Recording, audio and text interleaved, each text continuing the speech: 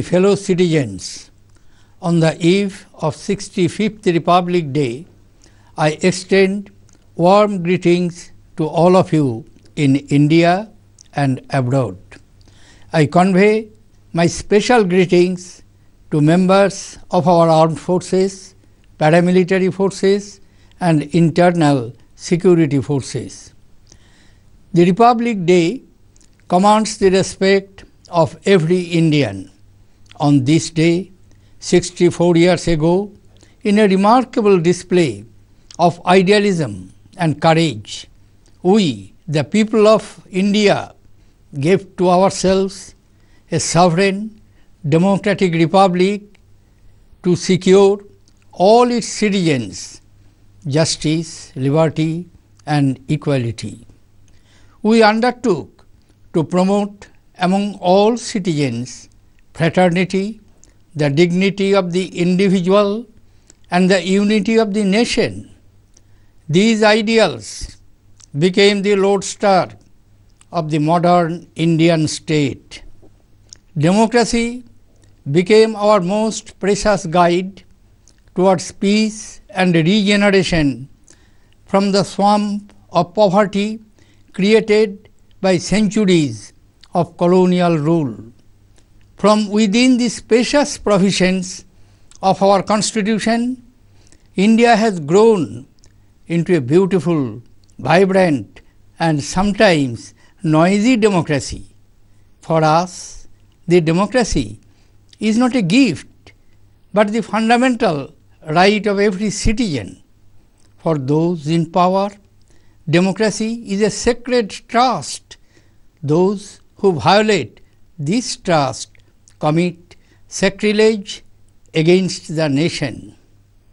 Some cynics may scoff at our commitment to democracy, but our democracy has never been betrayed by the people.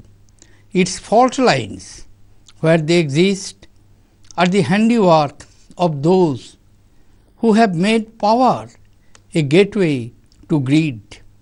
We do feel angry, and rightly so, when we see democratic institutions being weakened by complacency and incompetence. If we hear sometimes an anthem of despair from the street, it is because people feel that a sacred trust is being violated. Fellow citizens, corruption is a cancer that erodes democracy and weakens the foundations of our state.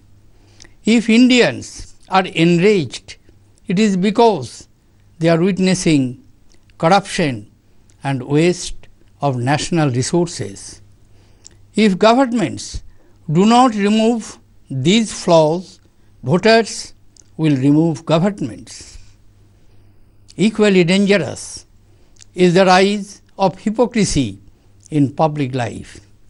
Elections do not give any person the license to flirt with illusions. Those who seek the trust of voters must promise only what is possible. Government is not a charity shop. Populist anarchy cannot be a substitute for governance. False promises lead to disillusionment, which gives birth to rage, and that rage has one legitimate target: those in power. This rage will abate only when governments deliver what they were elected to deliver: social and economic progress, not at a snail's pace, but with the speed of a racehorse. The aspirational young Indian will not forgive a betrayal of her future. Those in office must eliminate the trust deficit between them and the people. Those in politics should understand that every election comes with a warning sign: perform or perish. I am not a cynic, because I know that democracy has this marvelous ability to self-correct. It is the physician that heals itself, and 2014 must become a year of healing after the fractured and contentious politics of the last few years. My fellow citizens, the last decade witnessed the emergence of India as one of the fastest growing economies in the world. The slowdown of our economy in the last 2 years can be some cause for concern, but none for despair. The green shoots of revival are already visible. The agricultural growth in the first half of this year has touched 3.6%, and rural economy is buoyant. 2014 is a precipice moment in our history. We must rediscover that sense of national purpose and patriotism which lifts the nation above and across the abyss and back onto the road of prosperity. Give the young jobs, and they will raise the villages and cities to 21st century standards. Give them a chance, and you will marvel at the India they can create. This chance will not come if India does not get a stable government. This year, we will witness the 16th general election to our Lok Sabha. A fractured government hostage to whimsical opportunists is always an unhappy eventuality.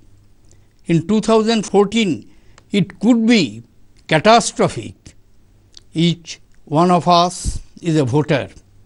Each one of us has a deep responsibility. We cannot let India down. It is time for introspection and action. India is not just a geography, it is also a history of ideas, philosophy, intellect, industrial genius, craft, innovation, and experience. The promise of India has sometimes been misled by misfortune, at other times by our own complacence and weakness. Destiny has given us another opportunity to recover what we have lost. We will have no one to blame but ourselves if we falter. Fellow citizens, a democratic nation is always involved in argument with itself. This is welcome, for we solve problems through discussions and consent, not force. But healthy differences of opinion must not lead to an unhealthy strife within our polity. Passions arising over whether we should have smaller states to extend equitable development to all parts of a state. A debate is legitimate, but it should conform to democratic norms. The politics of divide and rule has extracted a heavy price on our subcontinent. If we do not work together, nothing ever will work. India must find its own solutions to its problems. We must be open to all knowledge. To do otherwise would be to condemn our nation to the misery of a stagnant mire. But we should not indulge in the easy option of mindless imitation, for that can lead us to a garden of weeds. India has the intellectual prowess, the human resource, and financial capital to shape a glorious future.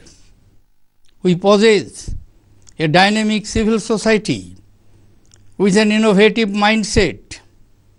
Our people, whether in villages or cities, share a vibrant, unique consciousness and culture. Our finest assets are human. Fellow citizens, education has been an inseparable part of the Indian experience. I am not talking only of the ancient institutions of excellence like Takshashila or Nalanda, but of an age as recent as the 17th and 18th centuries. Today, our higher educational infrastructure consists of over 650 universities and 33,000 colleges. The quality of education has to be the focus of our attention now. We can be world leaders in education if only we discover the will and leadership to take us to that pinnacle. Education is no longer just the privilege of the elite, but a universal right. It is the seed of a nation's destiny. We must usher in an education revolution that becomes a launching pad for the national resurgence.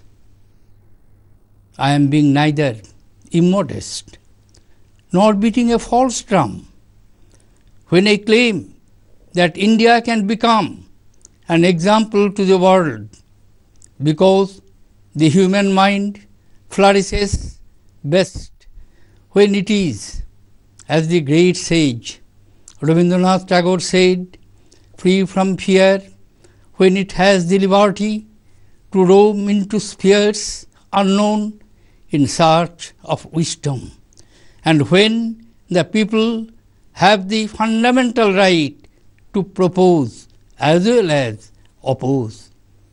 My fellow citizens, there will be a new government before I speak to you again on the eve of our Independence Day. Who wins the coming election is less important than the fact that whosoever wins must have an undiluted commitment to stability, honesty, and the development of India.